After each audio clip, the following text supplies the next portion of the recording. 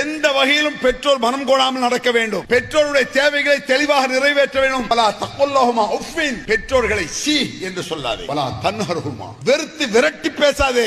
தாய் தகப்பனை போய் முறைச்சு நிக்க கூடாது. என்ன தகப்பன தாயே அவங்கள்ட்ட நெஞ்ச விரிச்சு நிக்க கூடாது. பலா தன்ஹர்ஹுமா வக்குல்லஹுமா கௌலன் கரீமா, கண்ணியமான வார்த்தைகளை பேசு. தாய் தகப்பன என்ன அருவருப்பான வார்த்தை, தாய் தகப்பன என்ன அசிங்கமான வார்த்தை, கண்ணியமா பேசு. சட்டங்க இது. என்ன திமிருகிறான்ல, உனக்கு என்ன யோகியதை இருக்கு? படைத்தவர் இல்லாட்ட நீ கிடையாது, அதுக்கு அடுத்து பெற்றோர் இல்லாட்ட நீ கிடையாது. எவ்வளவு பெரிய விஷயம் தெரியுமா உங்களுக்கு? சாதாரண விஷயமாங்க இது. அல்லாஹ்வை நீங்கள் பயந்தால் அடுத்தபடியாக ஜாக்கிரதையா இருக்கிற விஷயம் பெற்றோர். இரக்கம் என்ற இறக்கையை பெற்றோர்களுக்கா தாழ்த்து. என்னத்தா என்னமா அவங்கள்ட்ட நிமிர்ந்து நடக்காத, ஆம்பாமா பேசாத, தாழ்த்து, ஒரு புஜத்தை தாழ்த்து.